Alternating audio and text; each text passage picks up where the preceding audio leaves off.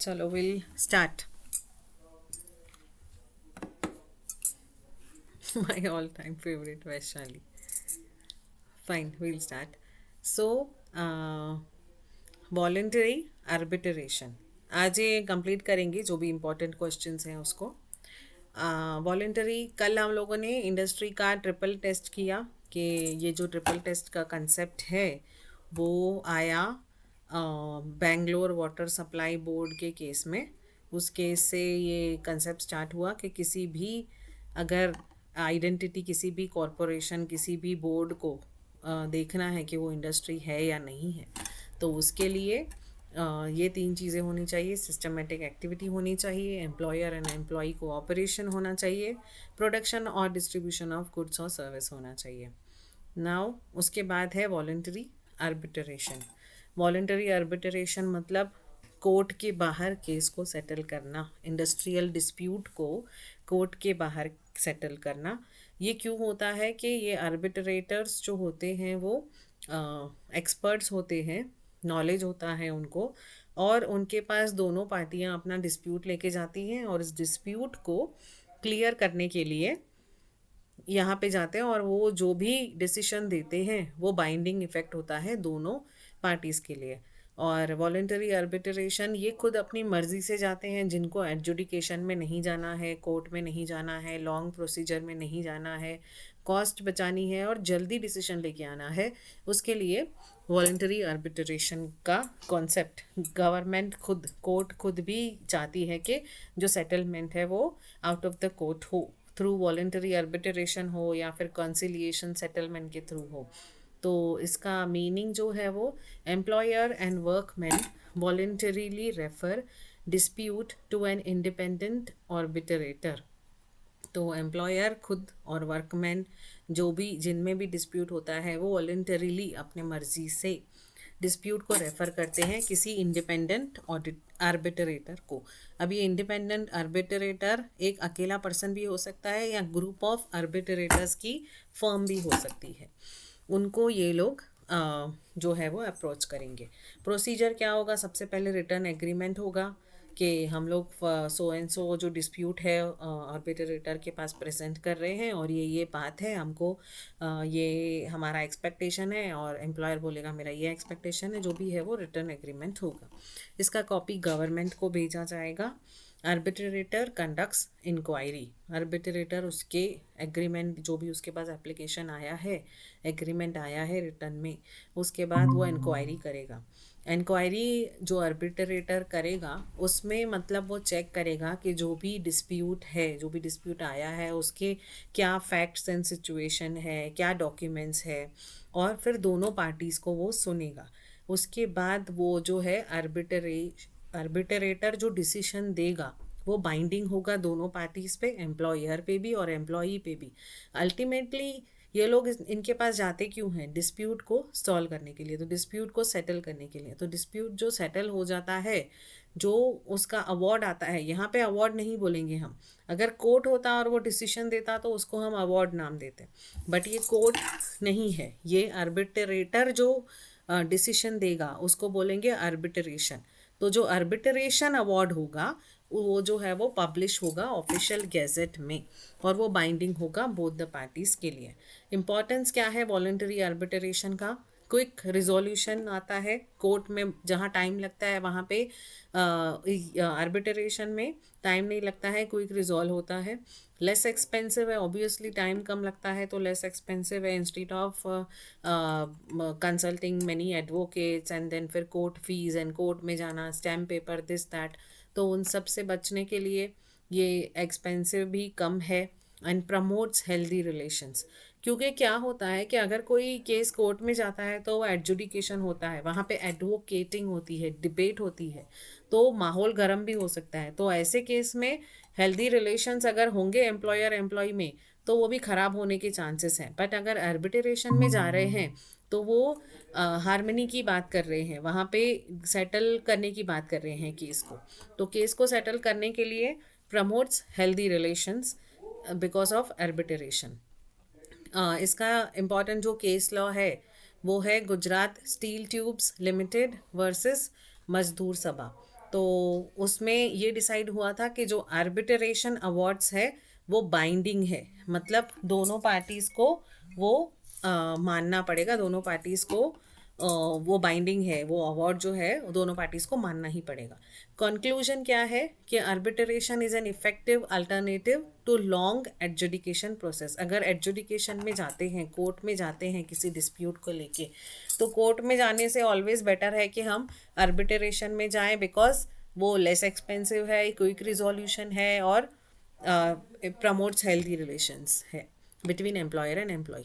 तो अगर हमको वॉलंटरी आर्बिट्रेशन का क्वेश्चन आता है एग्ज़ाम में, तो ये तो मेन पॉइंटर्स हैं, लेकिन इसको हमको एलॉबरेट करके लिखना है। 15 मार्क्स के लिए इतना नहीं लिखना है, but this is just remembering purpose के लिए मैंने ऐसे बनाया है, सो दैट इजी हो जाए, हमें पता हो कि क्या लिखना है, फिर इसका डिटेल हम अंदर लिख सकते हैं। एंड आई ऑलवेज से कि कोई भी क्वेश्चन आता है 15 मार्क्स के लिए तो हमेशा पहले मीनिंग होनी चाहिए। अगर उसका डेफिनेशन दिया है तो डेफिनेशन होना चाहिए, फिर उसका बीच में जो भी सब डिटेल लिखना है, और लास्ट में केस लॉ, और सबसे लास्ट में कंक्लूजन। तो this is the format for writing answers for paper. Now concept of workman, meaning and case laws. अगर ये भी क्वेश्चन काफ़ी बार एग्जाम में आया है कि वर्कमैन क्या है। दो, अगर हम लोग वर्कमैन कॉम्पेंसेशन एक्ट पढ़ रहे हैं, मतलब एम्प्लॉयज़ कॉम्पेंसेशन एक्ट पढ़ रहे हैं, या एम्प्लॉयज़ से रिलेटेड कोई भी बात कर रहे हैं, तो we should know what is workman. तो workman is nothing but the employee जो काम कर रहा है। तो अगर ये डेफिनेशन आता है तो इसका आंसर हमें ऐसे लिखना है। ऑब्वियसली पहले हम डेफिनेशन लिखेंगे।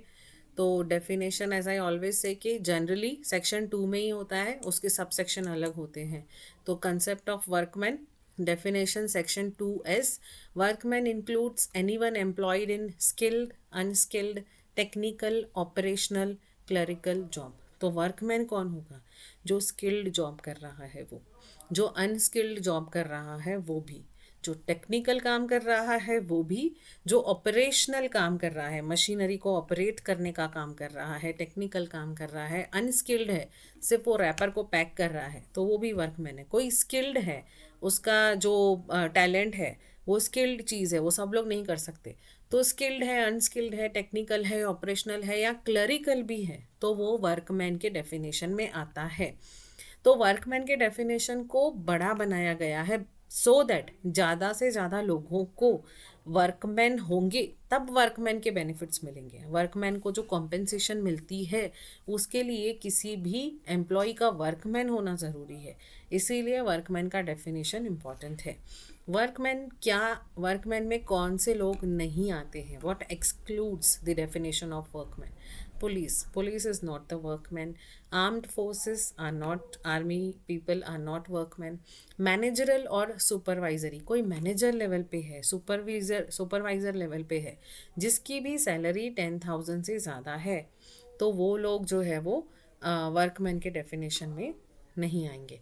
Subject to amendments, exclude subject to amendment, कुछ अगर अमेंडमेंट है तो वो जो है एक्सक्लूड हो जाएगा वर्कमैन के डेफिनेशन में। कहीं कुछ अमेंडमेंट आया, for example subject to amendment in the sense, हमेशा ये 10,000 नहीं रहेगा। मैनेजर की सैलरी 10,000 या सुपरवाइज़र की सैलरी 10,000 नहीं होती है, ये इन्फ्लेशन पे इफ़ेक्ट करेगा कि कितना इन्फ्लेशन हुआ है। तो जिनकी सैलरी 10,000 से ज़्यादा है वो वर्कमैन में आएगा ऐसा ज़रूरी नहीं है। हो सकता है कि वर्कमैन को ही 15,000 सैलरी है, जो टेक्निकल काम कर रहा है, जो ऑपरेशनल काम कर रहा है, जो क्लरिकल काम कर रहा है, या जो अनस्किल्ड बंदा है, तो उसकी भी सैलरी आजकल तो 10,000 होती ही है। तो इसका मतलब ये नहीं है कि वो एक्सक्लूड हो जाएगा, तो इसीलिए सब्जेक्ट टू अमेंडमेंट्स लिखा हुआ है। इसका इम्पोर्टेंट केस लॉ है HR Adyanthaya versus Sandoz India limited. Primary nature of duties decides workman status. तो वर्कमैन का स्टेटस कैसे डिसाइड होगा? उसके सैलरी से डिसाइड नहीं होगा। Salary is the part to identify, एक आइडेंटिफिकेशन के लिए ये इम्पॉर्टेंट है, बट मेन उसकी प्राइमरी नेचर ऑफ ड्यूटीज़ क्या है। फॉर एग्जाम्पल अगर वो कंपनी का अकाउंटेंट है बड़ी लेवल का, तो ऑब्वियसली वो वर्कमैन नहीं है। तो उसकी जो प्राइमरी ड्यूटीज़ है, जो वो काम कर रहा है, उस काम से डिसाइड होगा कि whether this workman is having a workman status और नॉट। तो कंक्लूजन क्या है कि correct classification of as a workman अगर क्लासिफिकेशन प्रॉपर होगा, वो वर्कमैन है या नहीं है, उससे ही डिटरमाइन होगा कि उस वर्कमैन के क्या राइट्स हैं और उसको क्या रेमेडीज अवेलेबल है, उसको क्या फैसिलिटीज़ मिल सकती हैं, उसको कहाँ कहाँ कॉम्पेंसेशन मिल सकता है. So for this reason the classification of workman is important. Now trade union act के 5 मार्क्स के लिए अगर क्वेश्चन आता है या 15 मार्क्स के लिए आता है, 3 मार्क के लिए, कितने भी मार्क्स के लिए आता है, अगर हम बड़ा क्वेश्चन कवर करते हैं तो छोटे क्वेश्चंस ऑटोमेटिकली कवर हो जाते हैं. रजिस्ट्रेशन ऑफ ट्रेड यूनियन का फुल फ्लेजेडली चैप्टर हमने ऑलरेडी किया हुआ है, तो वो आप देख सकते हैं अगर आपको टाइम मिले तो, यूट्यूब पे है. तो registration of trade union procedure and legal effect. Procedure जो है वो सेक्शन 4 से सेक्शन 9 में दिया है. ट्रेड यूनियन का रजिस्ट्रेशन का प्रोसीजर क्या है हमने ऑलरेडी किया है कि मिनिमम 7 मेंबर्स होने चाहिए. उसके बाद यहाँ पे मैंने शॉर्ट में लिखा है, एग्ज़ाम में हमको डिटेल में लिखना है. These are just pointers for remembering. Minimum 7 members होने चाहिए. उसका एप्लीकेशन रजिस्ट्रार को जाएगा, फिर रजिस्ट्रार अप्रूव करेगा आपकी ट्रेड यूनियन को रजिस्टर करने के लिए. फिर यूनियन का कॉन्स्टिट्यूशन होगा, कितने मेंबर्स हैं, कितने मेंबर्स हैं, कितने उसमें चेयरमैन हैं, कितने ऑफिसर बाहर, कितने लोग बाहर से हैं, क्योंकि जो यूनियन का कॉन्स्टिट्यूशन होगा उसमें एक बाहर से भी बंदा होगा जो एक्सपर्ट होगा उस पर्टिकुलर इंडस्ट्री का. फॉर एग्जांपल अगर स्टील की इंडस्ट्री है या फिर टेक्सटाइल की इंडस्ट्री है, तो उस इंडस्ट्री का एक्सपर्ट उस यूनियन का मेंबर होगा. तो यूनियन का कॉन्स्टिट्यूशन क्या होगा, फिर शेड्यूल 1 के डिटेल्स देने हैं रजिस्ट्रार को, फ़ी पेमेंट करनी है जो ट्रेड यूनियन का रजिस्ट्रेशन करना है उसके लिए, और बाद में अल्टीमेटली सर्टिफिकेट ऑफ रजिस्ट्रेशन मिलेगा. इसके इफ़ेक्ट्स क्या हैं? इफ़ेक्ट्स ट्रेड यूनियन के क्या है कि वो बॉडी कॉरपोरेट है, मतलब वो as good as artificial person है. जैसे कि कोई कंपनी होती है, जो कोई लिमिटेड कंपनी होती है, जैसे कोई लिमिटेड कंपनी को हमेशा हम बोलते हैं कि वो बॉडी कॉरपोरेट है, वो परपेचुअल सक्सेशन है, क्योंकि उसके मेंबर्स के, उसके डायरेक्टर्स के, उसके प्रमोटर्स के मरने से वो कंपनी मर या ख़त्म नहीं हो जाती, डिज़ोल्व नहीं हो जाती, वो चलती रहती है हमेशा. उसके डायरेक्टर्स जो है और वो बदलते रहते हैं. तो वैसे ही जो ट्रेड यूनियन है वो परपेचुअल सक्सेशन है उसमें, मतलब it goes on and on, वो डिज़ोल्व नहीं होगी ऑटोमेटिकली, अनलेस अदरवाइज अगर उनको डी रजिस्टर करना है, रजिस्ट्रेशन कैंसिल करना है तो अलग बात है, बट खुद से ही वो जो है वो डिज़ोल्व नहीं होगी. जैसे कि प्रोप्राइटरशिप फर्म होती है, तो अगर प्रोप्राइटर एक्सपायर हो गया तो वो ऑटोमेटिकली वो फर्म डिज़ोल्व हो जाती है. पार्टनरशिप फर्म है और 2 ही पार्टनर्स हैं उसमें, एक पार्टनर एक्सपायर हो गया तो एक पार्टनर से तो पार्टनरशिप फर्म चलेगी नहीं, तो वो ऑटोमेटिक डिज़ोल्व हो जाएगी. हाँ, अगर उसमें 3 पार्टनर्स हैं या उसमें प्रोविज़न है कि एक पार्टनर के डेथ पे उस पार्टनर के लीगल हेयर्स, उसके बच्चे, उसके लीगल सक्सेसर्स जो भी हैं वो ज्वाइन कर सकते हैं, तो वो पार्टनरशिप फर्म चल सकती है. बट सिमिलरली यहाँ पे जो है इसको परपेचुअल सक्सेशन है, तो ये चलती रहेगी. जो ट्रेड यूनियन होगी उसका अपना एक कॉमन सील होता है, राउंड कॉमन सील हर ट्रेड रजिस्टर्ड ट्रेड यूनियन का. और सिंस ये आर्टिफिशियल पर्सन है तो it has a ability to sue and to be sued. उसके ऊपर केस कर भी सकते हैं और वो भी किसी के ऊपर केस कर सकती है. कौन? Trade union. तो केस लॉ इसके लिए क्या है कि CIT versus Calcutta tramways union, registered trade union is a distinct legal person. इस केस में भी यही साबित हुआ था कि अगर कोई ट्रेड यूनियन रजिस्टर्ड है तो वो एक अलग लीगल पर्सन है, as good as legal person है. वो ये नहीं बोल सकते कि वो उसको पर्सन जैसी ही जो है वो ड्यूटीज़ हैं या राइट्स हैं या लाइबिलिटीज़ हैं. मतलब अगर ट्रेड यूनियन ने कलेक्टिवली कुछ गलत किया है तो वो ट्रेड यूनियन पे केस होगा, ना कि उसके कोई इंडिविजुअल मेंबर पे. तो ट्रेड यूनियन अपने आप में एक डिस्टिंक्ट लीगल पर्सन है. कंक्लूजन क्या है कि रजिस्ट्रेशन से, अगर ट्रेड यूनियन का रजिस्ट्रेशन हुआ तो registration gives union legal strength and identity. उसको लीगल स्ट्रेंथ भी मिलती है एंड आइडेंटिटी भी मिलती है, लीगल स्टेटस भी मिलता है और अपना खुद का रिकॉग्निशन भी मिलता है. What are the major functions of trade unions?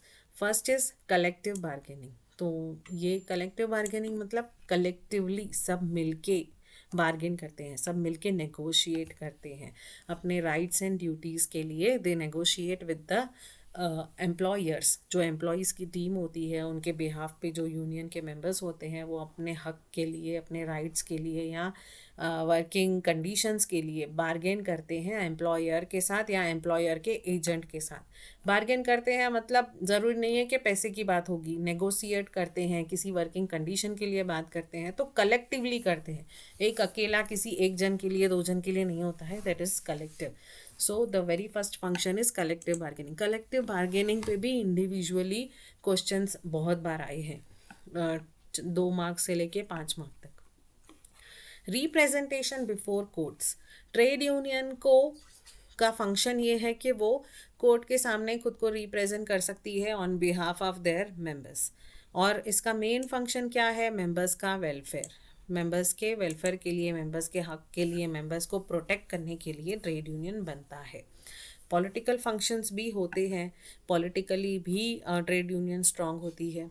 इसका ये भी पर्पस है, ये भी फंक्शन है कि education and training, they give regular education to their members, उनको ट्रेनिंग दी जाती है। कभी उनके स्टाफ के बच्चों के लिए भी वो लोग कुछ एजुकेशन प्रोग्राम रखते हैं, कुछ सोशल प्रोग्राम रखते हैं, ट्री प्लांटेशन प्रोग्राम रखते हैं। तो ये सब भी ट्रेड यूनियन के फंक्शंस होते हैं।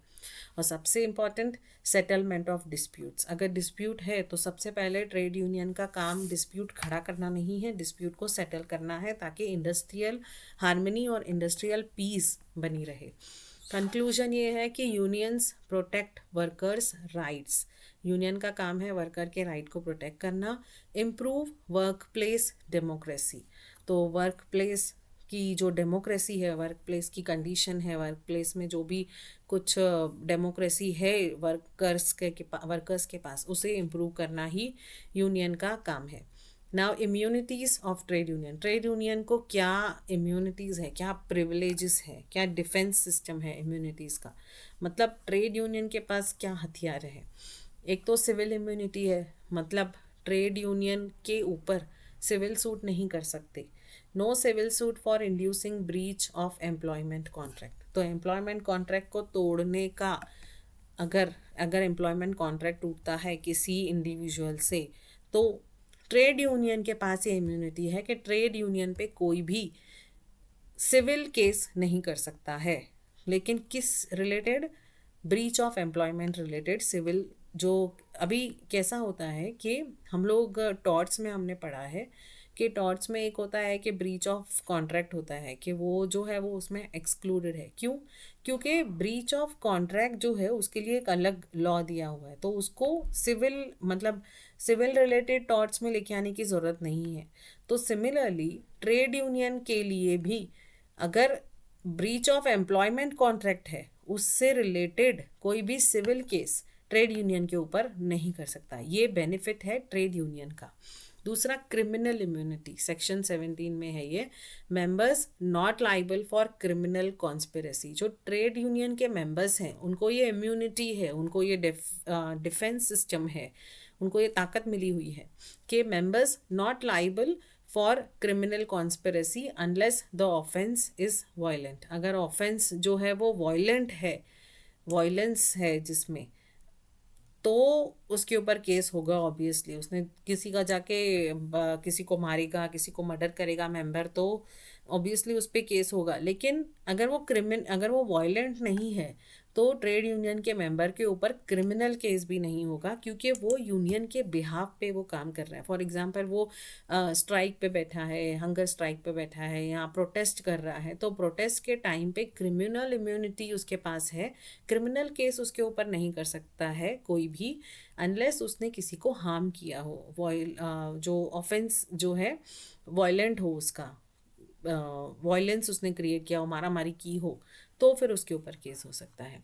और इसमें इम्पॉर्टेंट केस लॉ जो है वो Rohtas industries versus Rohtas staff union का केस है।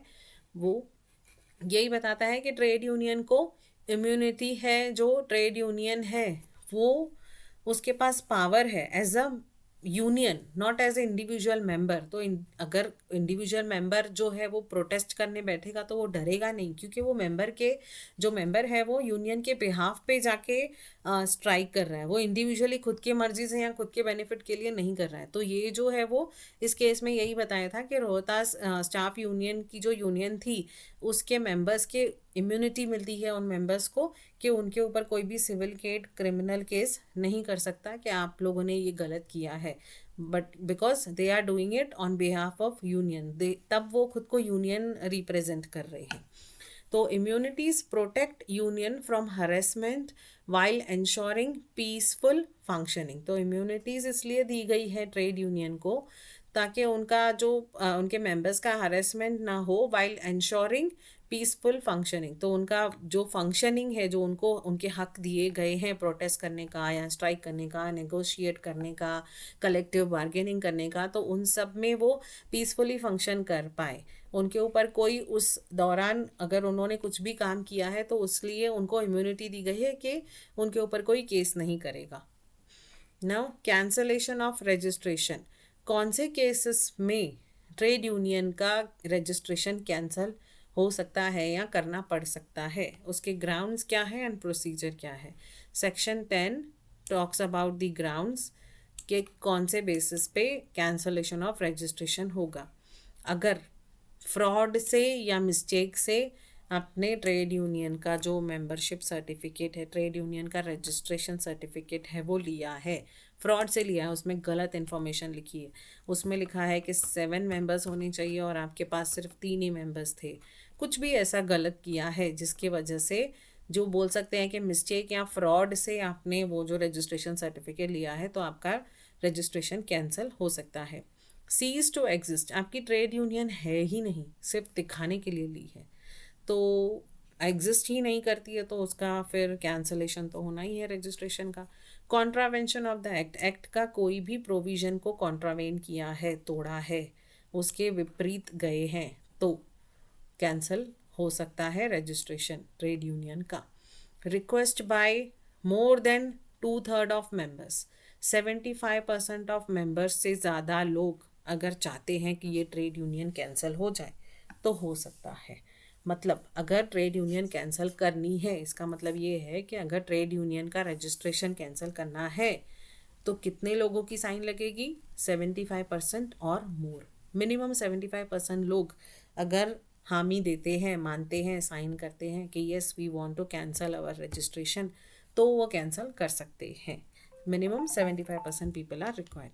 प्रोसीजर क्या होगा, सबसे पहले नोटिस देना होगा, फिर उसके बाद हियरिंग होगा कि आपको क्यों करना है रजिस्ट्रेशन को कैंसिल, या फिर अगर वो लोग कैंसिल कर रहे हैं, रजिस्ट्रार कैंसिल कर रहा है, तो वो बताएगा कि आपने ये मिस्टेक की है, आपने ये फ्रॉड किया है, या आपने ये प्रोविज़न एक्ट का प्रोविज़न को तोड़ा है, या आपने ये गलत किया है, इसीलिए आपका जो है वो कैंसिल हो रहा है। तो उसके लिए उनको हियरिंग मिलेगी, पर्सनल हियरिंग मिलेगी, उनको सुनने की टाइम मिलेगा, they will get the opportunity to be heard. तो उनको सुनने के लिए कोई रहेगा, रजिस्ट्रार उनको पूछेगा कि क्या ये गलती आपसे हुए है या आपने प्रोविज़न क्यों तोड़ा, नहीं तो हम आपका लाइसेंस जो भी ट्रेड यूनियन का रजिस्ट्रेशन है वो कैंसिल करेंगे। तो डिसीशन जो है वो रीजंस के साथ देना है रजिस्ट्रार को भी। अगर रजिस्ट्रार चाहता है कि रजिस्ट्रेशन कैंसिल हो ट्रेड यूनियन का, तो उसे डिसीशन जो भी होगा वो रीज़न के साथ देना है कि because of particular so and so reason we are cancelling the registration of particular trade union. तो रीज़न ये भी हो सकता है कि उनके मेंबर्स खुद ही चाहते हैं, 75% ऑफ मेंबर्स हैव साइंड, वो चाहते हैं कि ये कैंसिल हो जाए रजिस्ट्रेशन, या फिर उन्होंने सो एंड सो प्रोविज़न जो है वो तोड़ा है। तो जो भी कोई रीज़न होगा उनको रीज़न देना है। उसके बाद अपील भी अलाउड है। अगर फॉर एग्ज़ाम्पल कि रजिस्ट्रेशन कैंसिल हुआ, रजिस्ट्रार ने बोला कि आपका रजिस्ट्रेशन कैंसिल होगा, आपने फ्रॉड से रजिस्ट्रेशन सर्टिफिकेट लिया है, आपका एड्रेस प्रूफ रॉन्ग था, मेंबर का डिटेल रॉन्ग था, या नंबर ऑफ मेंबर्स नहीं थे, जो भी कोई रीज़न होगा, वो रीज़न दे के उन्होंने डिसीजन दे दिया कि रजिस्ट्रेशन कैंसिल। अब आप इसको अपील करते हो, आप उससे अग्रीव्ड हो, मतलब you are not happy with the decision of this registration, आप कैंसिलेशन ऑफ रजिस्ट्रेशन, आपको जो रजिस्ट्रेशन कैंसिल है आपको लगता है कि आपके साथ अन्याय हुआ है, अनजस्ट हुआ है, तो आप क्या करेंगे, अपील में जाएंगे, and appeal is allowed for this.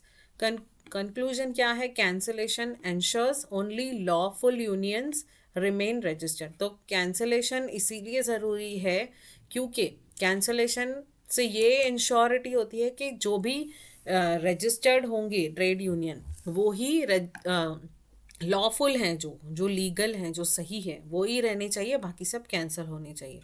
तो ये प्रोविज़न इसलिए इम्पॉर्टेंट है ताकि जो बोगस ट्रेड यूनियन है, जो खाली लोगों को हरेस करने के लिए या गलत तरीके से बनाई गई है, उनका कैंसलेशन हो।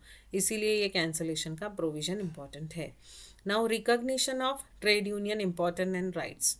तो ये सेंट्रल एक्ट में नहीं है बट एग्ज़ाम में आया है 2 बार कि रिकॉग्निशन ऑफ ट्रेड यूनियन क्या है। इम्पॉर्टेंस ये है रिकॉग्निशन के बार्गेनिंग राइट्स हैं ट्रेड यूनियन के पास, जो हमने फर्स्ट पॉइंट लास्ट क्वेश्चन में पढ़ा था, कलेक्टिव बार्गेनिंग। तो बार्गेनिंग के राइट भी हैं और कलेक्टिवली बार्गेन भी कर सकते हैं। जब सब मिल के करते हैं, कलेक्टिवली करते हैं, तब उसका जो असर है वो भी ज़्यादा होता है। डिसिप्लिनरी रिप्रेजेंटेशन, और जो रिप्रेजेंट करते हैं जो चीज़ को, वो सिस्टमेटिकली करते हैं, डिसिप्लिन से करते हैं, ऐसे नहीं कि कोई भी बीच में कुछ भी बोल रहा है। तो इसीलिए ट्रेड यूनियन का इम्पोर्टेंस है कि उसको एक इज्जत भी मिलती है क्योंकि वो रजिस्टर्ड भी है, उसको मान भी मिलता है, और वो एक आर्टिफिशियल पर्सन भी है, उसका कॉमन सील भी है, परपेचुअल सक्सेशन भी है। तो इतनी सारी चीज़ें होने के लिए वो डिसिप्लिन से काम करती है। तो ये उसका इम्पोर्टेंस है, उसको सुना जाता है। अगर ट्रेड यूनियन जाएगी एम्प्लॉयर के पास तो एम्प्लॉयर को सुनना ही पड़ेगा। यही अगर एक एक बंदा जाके कोई भी बात पूछेगा, अगर कोई भी बात के लिए मांगेगा कि ये होना चाहिए, सेकंड सैटरडे ऑफ होना चाहिए, या कोई भी चीज़ की मांग करेगा, तो एम्प्लॉयर उसको मे बी सीरियसली ना ले। बट अगर वो बार्गेनिंग कलेक्टिवली जा रहे हैं, एज अ ट्रेड यूनियन जा रहे हैं, तो उनको सुना जाएगा, उसका एक अलग प्रभुत्व होगा। और मेंबरशिप की वेरिफिकेशन होती है, उसमें जो भी मेंबर्स हैं वो एक्चुअली में वहाँ पे काम कर रहे हैं, और कोई एक्सपर्ट्स हैं उनका, कोई एडवोकेट है, कोई भी उसमें हो सकते हैं जो ट्रेड यूनियन के मेंबर्स होते हैं। तो मेंबर्स का वेरिफिकेशन होता है and they are good in negotiation. तो वो लोग सेटलमेंट करते हैं। हो सकता है वो एम्प्लॉयज़ को भी समझाते हैं कि काम इतना है। फॉर एग्जांपल अगर हम वर्किंग आवर्स की बात करें तो वो बोलेंगे काम इतना है, आप लोग भी थोड़ा सेटल करिए, एंड कंपनी भी थोड़ा सेटल करेगी। तो वो दोनों तरफ से सोच के नेगोशिएशंस करते हैं। राइट क्या है कि सोल बार्गेनिंग एजेंट है। जो ट्रेड यूनियन है वो अकेला बार्गेनिंग एजेंट है ऑन बिहाफ ऑफ एम्प्लॉयज़, तो उसके पास स्ट्रॉन्ग पावर रहता है। एक्सेस टू वर्क प्लेस, और वर्क प्लेस पे भी यूनियन के लोग जा सकते हैं, देख सकते हैं एक्चुअली वर्किंग कंडीशंस क्या है, फिर सैनिटेशन फैसिलिटीज़ है कि नहीं, और वेंटिलेशन है कि नहीं। तो बहुत सारी चीज़ें जो है वो वर्क प्लेस के प्रॉब्लम्स को वो क्लोजली देख सकते हैं। और कमिटीज़ में पार्टिसिपेशन भी कर सकता है ट्रेड यूनियन। अलग अलग कमेटी बन सकती है एक ही इंडस्ट्री में, कि वेलफेयर कमेटी बन गई, फिर कहीं फ़ंड रेजिंग कमेटी बन गई कि कहीं कोई बीमार है तो सब लोग मिलके उसके लिए फ़ंड रेज करेंगे। तो ऐसी कमिटीज़ में भी ट्रेड यूनियन जो है वो पार्टिसिपेट कर सकती है। कंक्लूजन क्या है कि recognition empowers union and simplifies collective bargaining. तो रिकॉग्निशन से यूनियन को पावर मिलता है, और उस वजह से कलेक्टिव जो बार्गेनिंग है, जो समूह सब मिलके बार्गेनिंग करते हैं, मतलब नेगोशिएट करते हैं अपने हक के लिए या कॉम्पेंसेशन के लिए या किसी भी चीज़ के लिए, तो वो सिंप्लीफाई हो जाता है और उसको पावर मिलता है। अदर लेबर लॉज क्या है कि health provision under factories act. ये फैक्ट्रीज एक्ट हमने किया था, अभी थोड़े ही दिन पहले किया था, उसमें हमने ये डिटेल में पढ़ा था। तो यहाँ पे हम फटाफट करेंगे कि एक तो क्लीनलीनेस होनी चाहिए, फिर disposal of waste, ventilation proper होना चाहिए, हेल्थ रिलेटेड प्रोविज़न है फैक्ट्री में, ये सब होना ही चाहिए। एम्प्लॉयज़ के लिए ड्रिंकिंग वाटर है, सैनिटेशन फैसिलिटीज़ है, वॉशरूम्स है, स्पिटॉन्स है, ये सब होने चाहिए। केस इंपॉर्टेंट जो है वो MC Mehta versus union of India. Again ये जो केस है ये बहुत इंपॉर्टेंट है। ये है केस एब्सोल्यूट लाइबिलिटी का, मतलब भोपाल गैस ट्रेजेडी का। इस केस के बाद ही भोपाल गैस ट्रेजेडी जो है वो भोपाल गैस ट्रेजेडी के केस के बाद ही एब्सोल्यूट लाइबिलिटी का कंसेप्ट आया। मतलब अगर आप हैज़ार्डस चीज़ों में डील करते हो, अगर आप हैज़ार्डियस चीज़ें का आपका काम है, आपकी इंडस्ट्री ऐसी है जो लोगों की जान को खतरा है, ऐसी कोई इंडस्ट्री आपकी है, तो चाहे आपकी गलती हो या ना हो, चाहे आप प्रेमाइसिस के बाहर हो या अंदर हो, वो हज़ार्डियस चीज़, अगर उस वजह से नुकसान पहुंचा है तो आपको कॉम्पेंसेट करना पड़ेगा। तो ये होती है एब्सोल्यूट लाइबिलिटी। तो एब्सोल्यूट लाइबिलिटी का कंसेप्ट आया इस केस में, इसको पॉपुलरली भोपाल गैस ट्रेजेडी भी बोलते हैं, और वैसे इस केस का नाम MC Mehta versus union of India है। ये केस बहुत बार हमने देखा है। Working hours under factories act क्या होनी चाहिए? 48 आवर्स वीक में, उससे ज़्यादा नहीं होने चाहिए। दिन में 9 आवर्स से ज़्यादा नहीं होना चाहिए, और उसमें आधे घंटे का 1 घंटे का रेस्ट होना चाहिए। फिर वुमेन के लिए कितना वर्किंग आवर्स होना चाहिए? अगर बच्चे काम कर रहे हैं, बच्चे तो पहली बात काम कर ही नहीं सकते, अगर कर सकते हैं तो वो 14 to 15 की एज में जो बच्चे हैं वो ही काम कर सकते हैं, और उनके वर्किंग आवर्स 4.5 आवर्स या 4 आवर्स होना चाहिए, और वो डे टाइम में ही काम कर सकते हैं। तो ये सारी चीज़ें हमने फैक्ट्री एक्ट में देखी थी। और रेस्ट इंटरवल भी होना चाहिए। अगर 9 घंटे का कंटिन्यू काम है तो कंटिन्यू नहीं होना चाहिए, उसमें रेस्ट इंटरवल होना चाहिए, और हाफ टाइम के बाद जो है वो रेस्ट होना चाहिए। मतलब ऐसे नहीं कि 8 घंटे काम करा लिया फिर 1 घंटा रेस्ट दिया फिर वापस 1 घंटा। तो रेस्ट हमेशा जो है वो हाफ टाइम में होना चाहिए। मतलब 9 घंटे या तो एटलीस्ट 4.5 आवर्स के बाद रेस्ट होना चाहिए 1 घंटे का, फिर वापस काम कर सकते हैं। तो रेस्ट इंटरवल कब होनी चाहिए? ओवर टाइम अगर करा रहे हैं तो उसका वेजेस का डबल उनको देना है। जो भी उनका वेजेस है 1 घंटे के हिसाब से, दिन के हिसाब से, उसका डबल अमाउंट ओवर टाइम का देना है। वीकली हॉलीडे कंपलसरीली है, अगर आप हॉलीडे पे बुला रहे हो तो उसका आपको वेजेस डबल देना है। वुमेन के लिए क्या वर्किंग कंडीशन है? वुमेन को रात को फैक्ट्रीज़ में एम्प्लॉयमेंट नहीं देना चाहिए। चिल्ड्रन जो है वो 14 के नीचे तो अलाउड ही नहीं है काम करने के लिए। और अगर 14 to 15 के एज के बच्चे को करने दे रहे हैं तो उनके भी वर्किंग आवर्स जो है वो लिमिटेड होने चाहिए, ताकि वो पढ़ाई भी कर सकें। एंड मिनिमम ए वेज जो है, वेजेस, वो क्वेश्चन जो है फिक्सेशन, रिवीजन एंड एनफोर्समेंट क्या है। तो मिनिमम वेज जो है, ये चैप्टर हमने किया नहीं है अभी तक, हम करेंगे अभी 1-2 दिन में जब ये ख़त्म हो जाएगा। एक इसके बाद और एक लेबर लॉ के बाद टॉर्ट्स का भी एक मैंने ऐसा ही समरी बनाया इंपॉर्टेंट क्वेश्चंस का, वो करने के बाद हम मिनिमम वेज करेंगे। बट फिलहाल will go through the important points कि मिनिमम वेज जो है वो गवर्नमेंट फिक्स करती है कि कितना मिनिमम वेजेस होना चाहिए। तो मिनिमम वेज एक्ट में ये दिया हुआ है। कॉस्ट ऑफ लिविंग अलाउंस मतलब ये है कि कौन से स्टेट में, कौन सी एरिया में, जहाँ पर भी आपका फैक्ट्री है वहाँ पर कॉस्ट ऑफ लिविंग क्या है, उतना अलाउंस तो होना ही चाहिए। अगर बेसिक कॉस्ट ऑफ लिविंग उतना नहीं मिला तो मतलब ही नहीं है किसी के काम करने का। अगर वो खा भी नहीं पा रहा है नॉर्मल अपना बेसिक जो है कॉस्ट ऑफ लिविंग, वो भी अफोर्ड नहीं कर पा रहा है उस वेजेस से पूरे दिन भर काम करके, तो फिर मतलब ही नहीं है। तो इसीलिए मिनिमम वेजेस का कंसेप्ट इम्पॉर्टेंट है, ताकि जो भी लोग वेजेस के लिए काम कर रहे हैं, वर्कर्स काम कर रहे हैं, उनको एटलीस्ट उनका कॉस्ट ऑफ लिविंग अलाउंस मिले, फिर उनको VDA मिले, जो भी है वो डिटेल में हम देखेंगे। और एवरी 5 years रिविजन होना चाहिए उनका जो भी वेजेस है, वो नहीं कि 10-15 साल से वही वेजेस दे रहे हैं।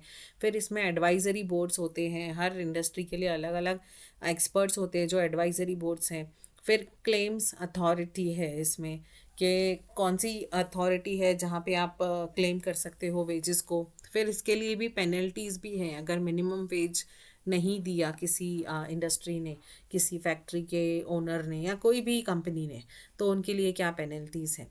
Responsibility for payment of wages क्या है? किसकी किसकी रिस्पॉन्सिबिलिटी है वेजेस को पे करने की? एम्प्लॉयर की है, फिर मैनेजर की है। फिर अगर कॉन्ट्रैक्ट बेसिस पे है, कोई बिल्डिंग का काम चल रहा है, तो वहाँ पे जो बिल्डिंग जिसकी है वो वेजेस नहीं देगा, लेकिन उसने जिसको कॉन्ट्रैक्टर अपॉइंट किया है, और कॉन्ट्रैक्टर जो मजदूरों को लेके आ रहा है, जो लेबर्स को लेके आ रहा है, तो कॉन्ट्रैक्टर की रिस्पॉन्सिबिलिटी है। तो इन दैट केस कॉन्ट्रैक्टर अगर कॉन्ट्रैक्ट पे लेबर है तो, और वेज पीरियड जो है वो लेस देन और इक्वल टू 1 month होना चाहिए। मतलब वेजेस जो है या तो रेगुलरली होती है या वीकली होती है या 15 दिन होती है, मैक्सिमम टू मैक्सिमम 1 महीने का वेजेस आप एक साथ दे सकते हो। ये नहीं बोल सकते आप 3-3 महीने में हम आपको वेजेस देंगे। और टाइम ऑफ पेमेंट जो है वो भी बताया गया है कि कभी पेमेंट देनी है, कि अगर कोई मंथली दे रहा है तो मंथ ख़त्म होने के 4 दिन बाद, 5 दिन बाद, तो वो टाइम ऑफ पेमेंट भी है। और कौन से डिडक्शन परमिसेबल हैं, क्या डिडक्ट कर सकते हैं आप उसमें से। प्रोविडेंट फंड कर सकते हैं, ग्रेचुटी का अमाउंट कर सकते हैं, पीपीएफ कर सकते हैं, तो क्या क्या डिडक्शन अलाउड है ये हम डिटेल में जब वेजेस का चैप्टर करेंगे तब करेंगे। बट एज आई सेड कि these are the important pointers. तो डिडक्शंस क्या क्या अलाउड हैं पेमेंट ऑफ वेजेस में। डिडक्शंस ये होंगे कि अगर कुछ किसी पे फाइन लगी है, किसी ने कुछ गलत किया है और रूल के हिसाब से बताया गया है कि आपने ये काम किया तो फाइन लगेगी। कुछ अपसेंटीज है तो वो जो है वो डिडक्शन मिलेगा उसको, मतलब डिडक्ट करके मिलेगा। अकोमोडेशन दे रही है अगर कंपनी उनको, तो अकोमोडेशन का भी पैसा तो लगता है तो वो डिडक्ट होगा।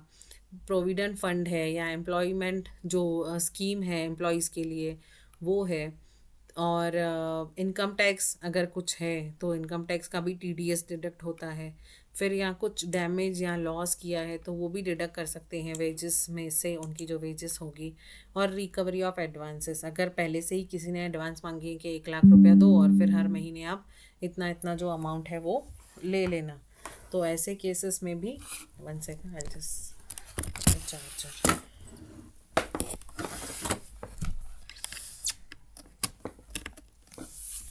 तो ऐसे केसेस में भी एडवांसेस जो है वो रिकवर कर सकती है कंपनी, मतलब वो डिडक्ट करके उतना वेजेस वो बोला होगा उसने कि 1 लाख रुपया दे दो और हर महीने 5-5 हज़ार डिडक्ट करना, तो वो एडवांस का जो रिकवरी है वो डिडक्ट कर सकती है company. Now distinguish between labour and industrial law, तो ये भी आया है एग्ज़ाम में काफ़ी बार, तो यहाँ पे समराइज़ किया है शॉर्ट में लेबर और इंडस्ट्रियल लॉ में क्या डिफरेंस है। नाउ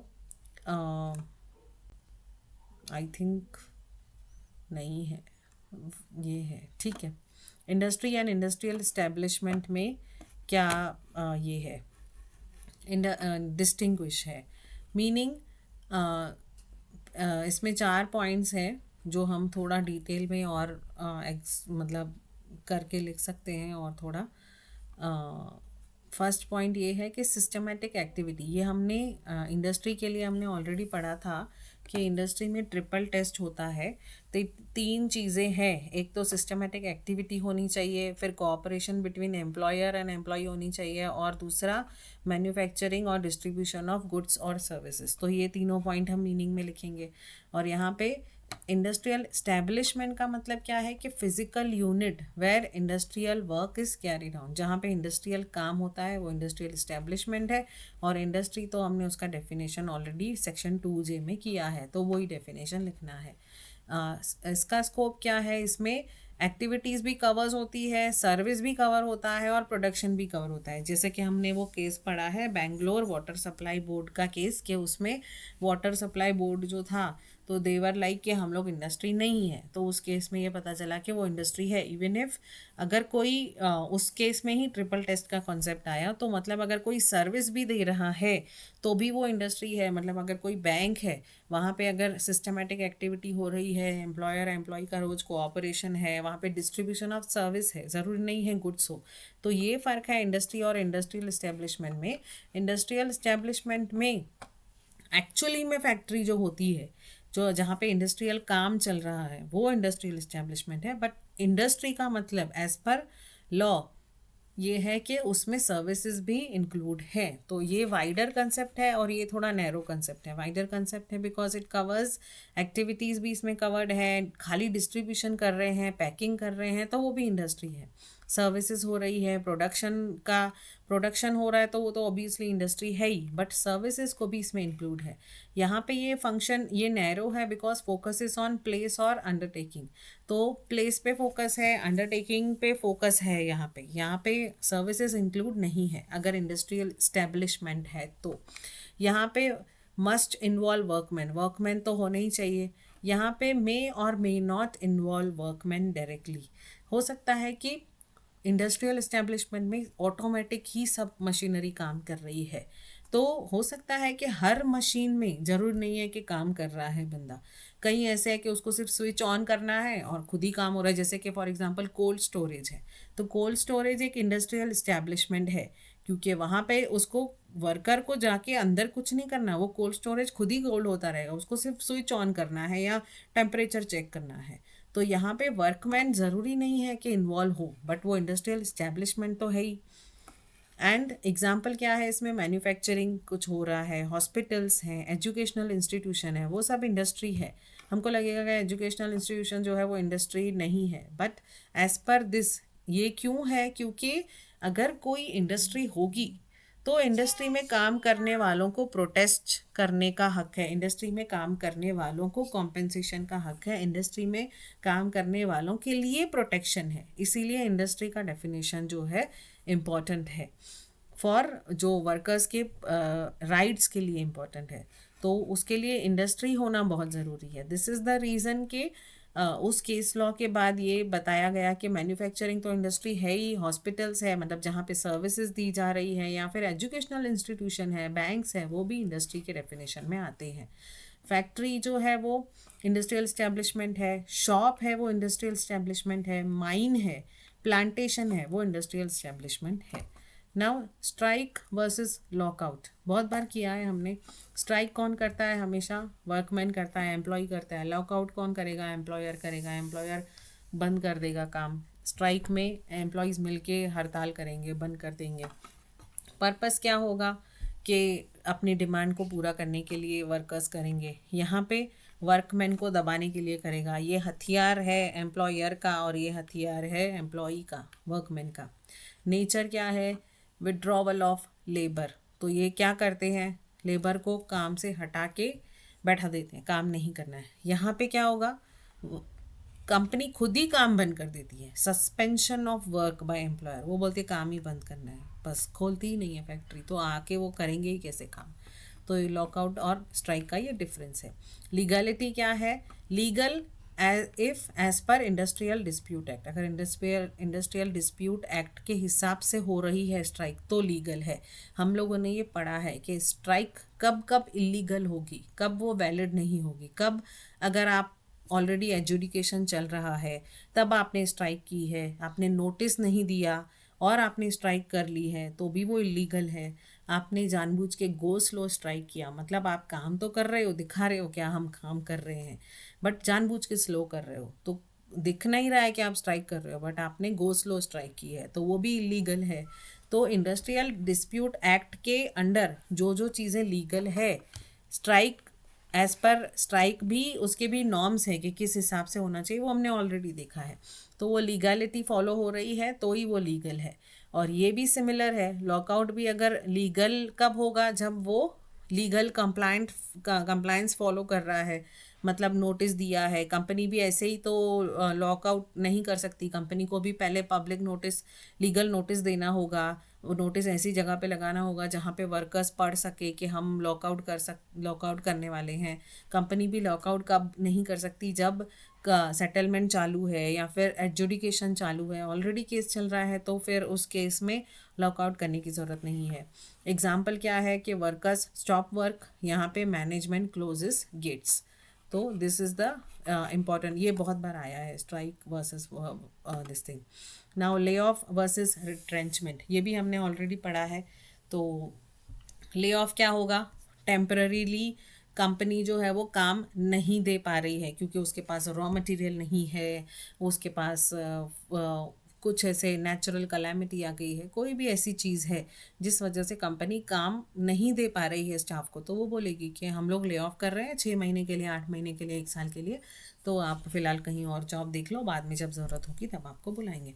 रिट्रेंचमेंट क्या होगा, परमानेंटली कंपनी निकाल देगी, बट कोई भी रीज़न हो सकता है, but not as a punishment. ये नहीं कि आपने गलत काम किया और आप निकल जाओ, तो वो रिट्रेंचमेंट नहीं है। ये कंसेप्ट इसीलिए इम्पॉर्टेंट है क्योंकि रिट्रेंचमेंट अगर कोई कंपनी कर रही है तो उसे कॉम्पेंसेशन देना पड़ता है। सिमिलरली ले ऑफ अगर कोई कंपनी कर रही है तो उसे भी कॉम्पेंसेशन देना पड़ता है। तो ऑब्वियसली अगर उसकी गलती है, उसे पनिशमेंट मिल रही है, तो फिर वो रिट्रेंचमेंट नहीं है और ऑटोमेटिकली उसको कोई कॉम्पेंसेशन नहीं मिलेगा क्योंकि वो अपनी गलती की वजह से जॉब से निकाला जा रहा है। तो ले ऑफ जो है वो टेम्पररी होगा, कंपनी विल आस्क कि 6 महीने 8 महीने बाद we will ask you to rejoin. Retrenchment जो है वो जनरली परमानेंट होता है। Except for some cases. Reason क्या होगा? कंपनी के पास कोल नहीं है, पावर नहीं है, कंपनी की मशीन ब्रेक डाउन हो गई और उनको पता है कि 6 महीने तक तो वो मशीनरी बनेगी नहीं और नई मशीन लाने के लिए बहुत पैसा लगेगा, तो उसके लिए लोन अप्लाई करना पड़ेगा या मशीन आने में टाइम लगेगा। तो कुछ भी ऐसा रीज़न है जिसके पास कंपनी फिर स्टाफ को रख के करेगी क्या, अगर उसके पास मैकेनिकल इश्यूज़ है, मशीनरी इश्यूज़ है, पावर नहीं है, कोई नेचुरल कलामिटी हुई है, तो ऐसे केसेस में जो ले ऑफ है वो उसका रीज़न ये होगा कि वो टेम्पररीली कंपनी बोलेगी कि यू कैन गो, मतलब हम आपको जॉब नहीं दे सकते। तो उसमें भी कंपनी को जो है वो ले ऑफ भी कर रही है, तो स्टाफ की तो गलती नहीं है, तो इसीलिए उसको कॉम्पेंसेशन मिलना चाहिए। तो कितना कॉम्पेंसेशन मिलना चाहिए? 50% ऑफ वेजेस, पूरा नहीं, 50%। नाउ इसमें क्या होगा रीज़न रिट्रेंचमेंट में? अगर कंपनी का फिनेंशियल लॉस हो गया या कंपनी रीऑर्गेनाइज हो रही है, कंपनी दूसरी कंपनी में फॉर्म हो रही है, मर्जर हो रही है, या फिर कंपनी को लगता है कि स्टाफ सरप्लस है, बहुत ज़्यादा स्टाफ कर लिया, इतना काम नहीं है, तो ऐसे केस में कंपनी अगर अचानक से किसी को बोलती है रिट्रेंच करने के लिए, तो रिट्रेंचमेंट ऐसे ही नहीं कर सकती है, कंपनी को नोटिस पीरियड देना पड़ता है कि 1 महीने बाद आप जाओ। अगर नोटिस पीरियड नहीं दे रही है, बोल रही है कल से मत आओ, तो फिर भी उसको 1 महीने का सैलरी तो उसको देना पड़ेगा। कॉम्पेंसेशन देखा हमने, रिट्रेंचमेंट का कॉम्पेंसेशन 15 डेज पर कंप्लीटेड ईयर ऑफ सर्विस। अगर उसको 2 साल हुए हैं काम करके और उसको कंपनी निकलने बोल रही है, तो अगर उसकी सैलरी जितनी भी है, सपोज उसकी सैलरी 10,000 है मंथली, तो 15 डेज की सैलरी हुई 5,000, तो 5,000 into number of years of completed service, तो 2 ईयर्स अगर उसने काम किया है तो 5,000 इंटू 2, तो उसे रिट्रेंचमेंट कॉम्पेंसेशन मिलेगा 10,000, 5,000 इंटू 2। यहाँ पे नोटिस की ज़रूरत नहीं है अगर कंपनी ले ऑफ दे रही है तो, क्योंकि वो कॉम्पेंसेट कर लेगी 50% ऑफ वेजेस का। यहाँ पे नोटिस की ज़रूरत है और कंपनी को 1 महीने का नोटिस देना होगा, और कंपनी नोटिस नहीं दे रही है तो वेजेस इन ल्यू इज़ रिक्वायर्ड। उसके अगेंस्ट, उसके बदले में, नोटिस के बदले में वेजेस दे दो, भले निकाल लो, 1 महीने का वेजेस दे दो। नाउ ये ले ऑफ और लॉकआउट, अब ये जो है वो रेयर कॉम्बिनेशन है ऑलरेडी, तो लेकिन आया है एक बार एग्ज़ाम में। Lay off inability to provide work, lay off कब होगा? जब कंपनी जो है वो किसी को बोल रही है कि आप किसी जन को, किसी लोगों को या कुछ ग्रुप ऑफ लोगों को बोल रही है कि हम काम नहीं प्रोवाइड करा पा रहे हैं, मशीनरी में ब्रेक डाउन आ गया है, कोल नहीं है, पावर नहीं है, कुछ भी रीज़न है, उस वजह से आप जो है वो थोड़े दिन के लिए, थोड़े महीनों के लिए टेम्पररीली काम नहीं दे पा रही है कंपनी। और लॉकआउट क्या है? कंपनी जानबूझ के काम बंद करती है एज ए स्ट्रैटेजी। जैसे एम्प्लॉयज़ के पास स्ट्राइक हथियार है, वैसे लॉकआउट जो है वो एम्प्लॉयर्स का हथियार है, वो जानबूझ के काम करती है टू दबाने के लिए स्टाफ को, वर्कर्स को। तो इसीलिए company, employer suspend work as a strategy, वो एक उनकी स्ट्रैटेजी होती है। यहाँ पे कंपनी की इनएबिलिटी है, ले ऑफ में कंपनी, दोनों ही केसेस में कंपनी काम बंद करती है, बट दोनों में डिफरेंस है। तो यहाँ पे इनएबिलिटी है, कंपनी काम कराना चाहती है बट कंपनी के पास फंड्स नहीं है, मैन पावर नहीं है, मशीनरी नहीं है, इसीलिए तो कंपनी को बोलना पड़ता है कि आप जो है वो ले ऑफ ले लो। एंड इसका रीज़न क्या होगा? एक्सटर्नल है, मतलब शॉर्टेज है या ब्रेकडाउन है। यहाँ पे क्या है, रीज़न क्या है लॉकआउट का? लेबर डिस्प्यूट, कुछ ना कुछ डिस्प्यूट चल रहा है कंपनी का, उस वजह से ही कंपनी जो है वो लॉकआउट करेगी। इसका ड्यूरेशन जो है वो अनप्लान्ड होगा और ये टेम्पररी है, ये कोई प्लान की हुई चीज़ नहीं है ले ऑफ, वो कंपनी को करना पड़ता है बिकॉज कंपनी का ब्रेक डाउन हुआ है, और ये टेम्पररी है, कंपनी उनको वापस ले लेगी। सिमिलरली ये भी टेम्पररी है बट ये प्लान्ड है, ये प्लान करके किया जाता है लॉकआउट, कंपनी प्लान करके करती है। और ये इनडिफिनिट पीरियड के भी हो सकता है कि कंपनी फिर वापस चालू ही ना करे लॉकआउट, और ये डेफिनेट पीरियड के लिए भी हो सकता है, कुछ फिक्स टर्म के लिए भी कर सकती है कंपनी के, 6 दिन के लिए लॉकआउट कर लिया या 10 दिन के लिए कर लिया, 6 महीने के लिए कर लिया, तो यहाँ पे डेफिनेट पीरियड होता है। कॉम्पेंसेशन जो है वो, स्टाफ जो है वो एलिजिबल है कॉम्पेंसेशन के लिए, क्योंकि कंपनी उनको ले ऑफ कर रही है फॉर सम रीज़न। और लॉकआउट में जो है वो वेजेस वर्कर्स को नहीं मिलते क्योंकि वर्कर्स काम ही नहीं कर रहे हैं, तो no wages during lawful lockout. अगर कंपनी ने लॉकआउट के प्रोविजंस को फॉलो करके लॉकआउट किया है, लीगली लॉकआउट किया है, तो कंपनी को लॉकआउट पीरियड के दौरान के वेजेस नहीं देने पड़ेंगे। Control, employer has no direct control. तो एम्प्लॉयर को कंट्रोल नहीं है क्योंकि उसका ब्रेक डाउन हुआ है, वो देखेगा कि जल्द से जल्द हो पाए तो फिर वो उनको वापस बुला लेगा स्टाफ को। बट यहाँ पे लॉकआउट में तो एम्प्लॉयर के पास ही पूरा कंट्रोल है क्योंकि उसने इंटेंशनली ऑपरेशंस को स्टॉप किया है। Industrial dispute versus individual dispute.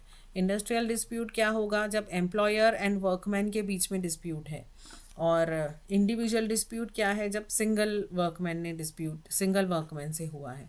Scope क्या है इसमें? कलेक्टिव राइट्स है, सबके राइट्स हो। इंडस्ट्रियल डिस्प्यूट में तो सबके राइट्स की बात होगी, एक जन की तो बात होगी नहीं, यहाँ पे इंडिविजुअल राइट की बात होगी। और ये स्पॉन्सर हो सकता है, यस, कि जो इंडस्ट्रियल डिस्प्यूट है उसको जो यूनियन है वो स्पॉन्सर कर सकती है। यहाँ पे जो है इंडिविजुअल डिस्प्यूट को तो कोई स्पॉन्सर नहीं करेगा क्योंकि वो एक इंडिविजुअल है, वो अपने लिए खुद ही लड़ेगा। और एग्जांपल्स क्या है कि इंडस्ट्रियल डिस्प्यूट कब होगा? कोई बोलेगा कि वेजेस जो है उसको रिवाइज करो, इंक्रीमेंट दे दो।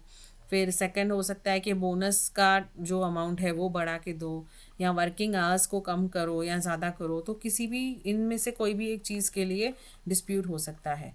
यहाँ पे wrongful dismissal of one workman, कोई एक बंदे को गलती से निकाल दिया या जानबूझ के उसके साथ बाइज्ड किया, उसके साथ अन्याय किया, तो वो इंडिविजुअल डिस्प्यूट होगा। तो वो अकेला सिंगल वर्कमैन अपने लिए लड़ेगा। नाउ वर्कमैन वर्सेस एम्प्लॉय तो बहुत सिंपल है कि वर्कमैन का डिफाइन दिया हुआ है इंडस्ट्रियल डिस्प्यूट एक्ट में। एम्प्लॉय तो जनरल टर्म है, हम लोग भले ही हम बोलते हैं कि वर्कमैन ही एम्प्लॉय है, but as per industrial act workman कहा जाता है। और एम्प्लॉय जनरल टर्म है तो इसका कोई लीगल स्ट्रिक्ट मीनिंग नहीं है। नेचर ऑफ वर्क जो है वर्कमैन का वो मैनुअल होगा, स्किल्ड होगा। ये हमने अभी डेफिनेशन पढ़ा कि manual, skilled, unskilled, clerical, technical. और एम्प्लॉय तो मैनेजरल भी हो सकता है, सुपरवाइजर भी हो सकता है, बट वर्कमैन जो है वो मैनेजरल और सुपरवाइजरी नहीं होगा। तो एम्प्लॉय के लिए ऐसा कोई स्ट्रिक्ट कंक्लूजन नहीं है, हर वो बंदा जो काम करता है वो एम्प्लॉय है, चाहे वो मैनेजर हो या सुपरवाइजर हो। लेकिन वर्कमैन कौन होगा? जो manual, skilled, unskilled, clerical, technical, वो सारे जो है वो वर्कमैन होंगे। मैनेजर और सुपरवाइजर वर्कमैन की कैटेगरी में नहीं आएंगे।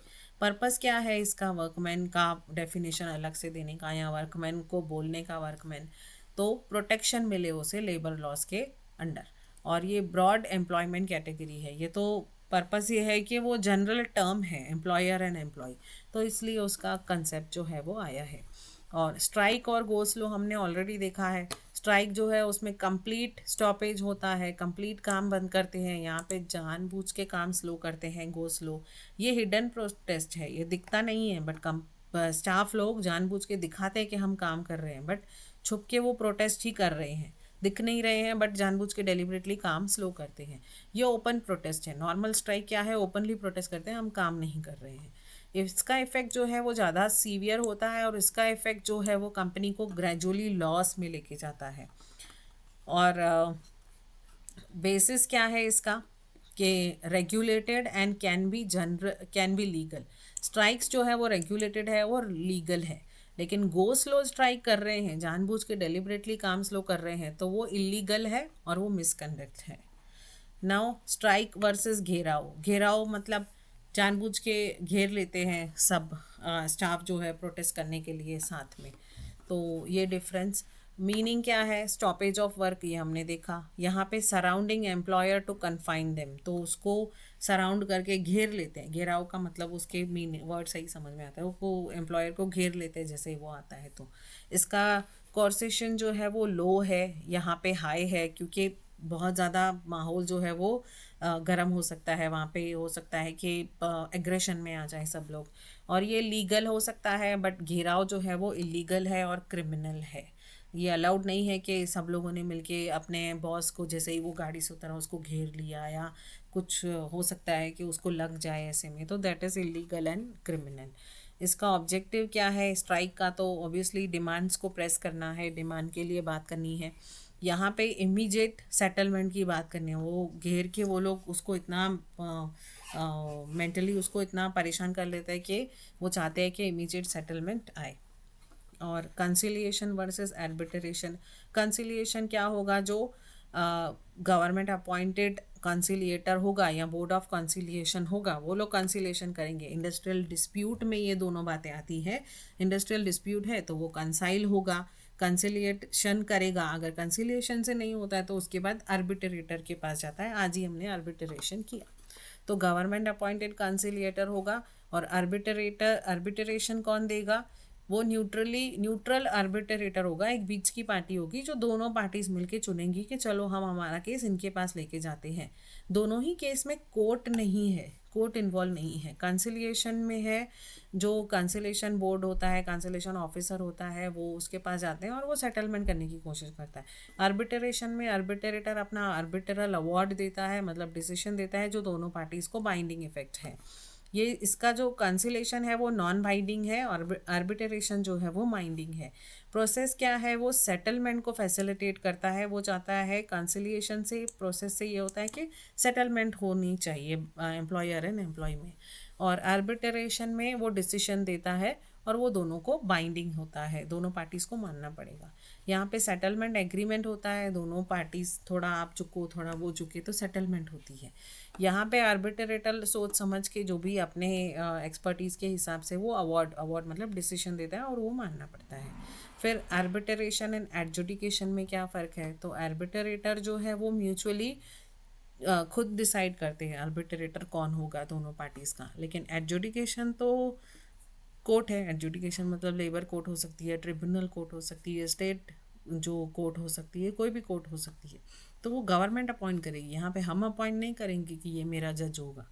आर्बिट्रेटर हम अपॉइंट कर सकते हैं कि ये हमारा आर्बिट्रेटर होगा। बाइंडिंग, दोनों ही बाइंडिंग इफेक्ट है। फ्लेक्सिबिलिटी इसकी हाई है, और इसकी हाई इसीलिए नहीं है क्योंकि ये फॉर्मल प्रोसीजर में जाना पड़ता है और एडजुडिकेशन कोर्ट के पास ऑलरेडी बहुत सारे केसेस हैं, तो टाइम भी इसमें ज़्यादा लगता है। स्लो डिसीजन आता है इसमें, फास्ट डिसीजन आता है।